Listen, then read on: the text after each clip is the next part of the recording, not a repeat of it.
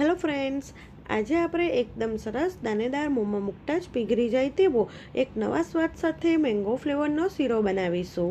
તો કોઈ પણ કલર કે એસન્સનો ઉપયોગ કર્યા વગર એકદમ સરસ રૂ જેવો સોફ્ટ બનશે. જો તમને મારી રેસિપીઓ ગમતી હોય અને હજી સુધી મારી ચેનલને સબસ્ક્રાઈબ ના કરી હોય તો પહેલાં સબસ્ક્રાઈબ કરી દેજો. તો તેના માટે મેં અહીંયા 1 નંગ કેસર પાકી કેરી લીધી છે. તમારી પાસે જે પાકી અને મીઠી કેરી હોય તે તમે લઈ શકો છો. તો પહેલાં આપણે કેરીને ટુકડામાં કટ કરી લઈશું.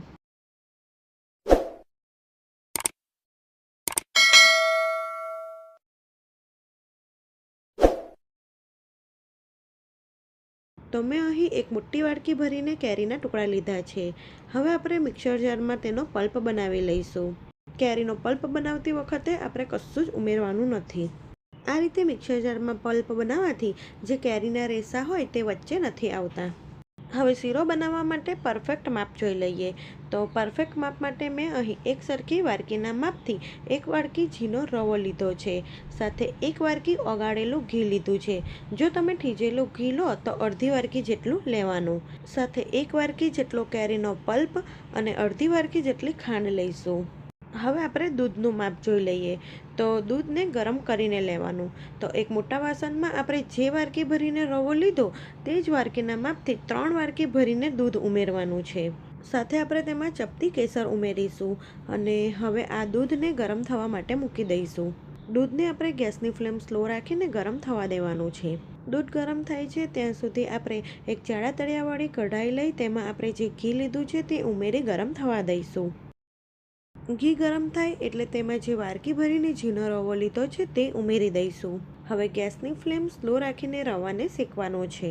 રવાને શેકવામાં ઉતાવળ નહીં કરવાની. ગેસની ફ્લેમ સ્લો રાખીને રવો આછા ગુલાબી રંગનો થાય ત્યાં સુધી તમારે તેને શેકવાનો છે. જો તમે આ રીતથી રવાનો શીરો બનાવશો તો શીરો ઠંડો થયા પછી પણ ટેસ્ટમાં એકદમ સરસ લાગશે અને ખાવામાં એકદમ સોફ્ટ લાગશે. રવાનો કલર થોડોક ચેન્જ થાય ત્યાં સુધી તમારે તેને શેકવાનો છે. એટલે કે રવો આછા બદામી કલરનો થાય અને તે ફૂલીને હલકો થઈ જાય ત્યાં સુધી તમારે તેને શેકવાનો છે. રવો શેકાશે એટલે તે ફૂલીને એકદમ હલકો થઈ જશે અને સાથે તેમાંથી ઘી પણ છૂટું પડશે. આ શીરો તમે પ્રસાદમાં પણ ધરાવી શકો છો અને આ શીરો ટેસ્ટમાં તો ખૂબ જ સરસ લાગે છે. જો તમે એક વખત બનાવી લીધો તો દર વર્ષે મેંગો ફ્લેવરનો શીરો તમે જરૂરથી બનાવશો.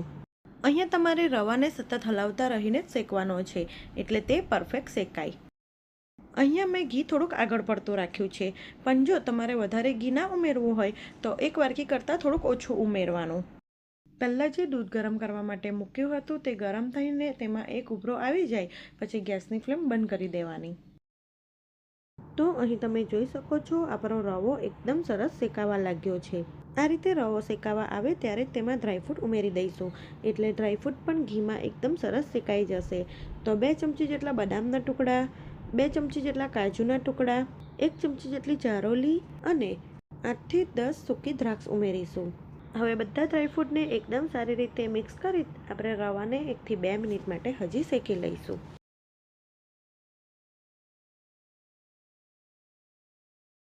તો અહીં રવો એકદમ સરસ શેકાઈ ગયો છે અને તેનો કલર પણ પહેલાં કરતાં ચેન્જ થઈ ગયો છે અને ઘી પણ છૂટું પડી ગયું છે.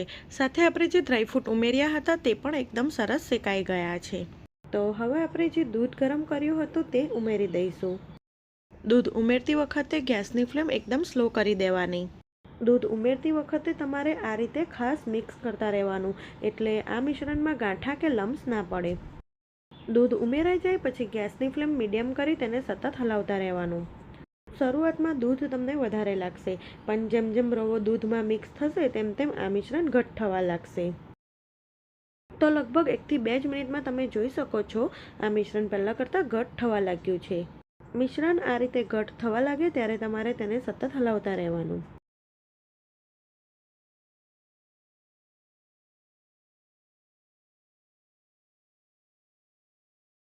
આ રીતે મિશ્રણ ઘટ્ટ થઈ જાય પછી આપણે તેમાં અડધી વાડકી જેટલી ખાંડ ઉમેરી દઈશું. હવે ખાંડને સારી રીતે મિક્સ કરી દઈશું. અહીં આપણે કેરીનો રસ ઉમેરવાના છે એટલે મેં અહીં અડધી વાડકી જેટલી જ ખાંડ ઉમેરી છે. ખાંડનું જે પાણી થાય અને તે થોડુંક બળી જાય પછી આપણે તેમાં 1 વાટકી જેટલો જે કેરીનો પલ્પ લીધો છે તે ઉમેરીશું અને તેને સારી રીતે મિક્સ કરી દઈશું.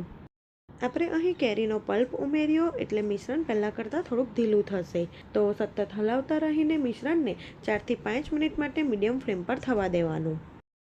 એટલે કે મિશ્રણમાંથી ઘી છૂટું પડે ત્યાં સુધી તમારે તેને થવા દેવાનું. આ શીરો ટેસ્ટમાં ખૂબ જ સરસ લાગે છે, તો તમે ક્યારેય પણ આ રીતે મેંગો ફ્લેવરનો શીરો ના બનાવ્યો હોય તો એક વખત જરૂરથી ટ્રાય કરજો.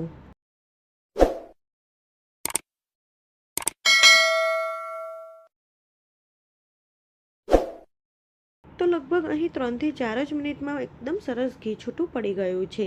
આ રીતનું ઘી છૂટું પડે એટલે સમજવાનું કે આપણો શીરો બની ગયો છે. તો હવે ગેસની ફ્લેમ બંધ કરી દઈશું અને ગરમા ગરમ મેંગો ફ્લેવરના શીરાને સર્વ કરીશું.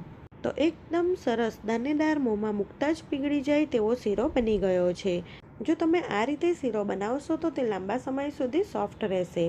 આ શીરો બનાવીને તમે સત્યનારાયણની કથાના પ્રસાદમાં પણ ધરાવી શકો છો. જો તમે ક્યારેય પણ આ રીતે મેંગો ફ્લેવરનો શીરો ના બનાવ્યો હોય તો એક વખત જરૂરથી ટ્રાય કરજો. તમને બધાને ખૂબ જ પસંદ આવશે. જો તમને મારી રેસિપીઓ ગમતી હોય અને હજી સુધી મારી ચેનલને સબસ્ક્રાઈબ ના કરી હોય તો પહેલાં સબસ્ક્રાઈબ કરી દેજો.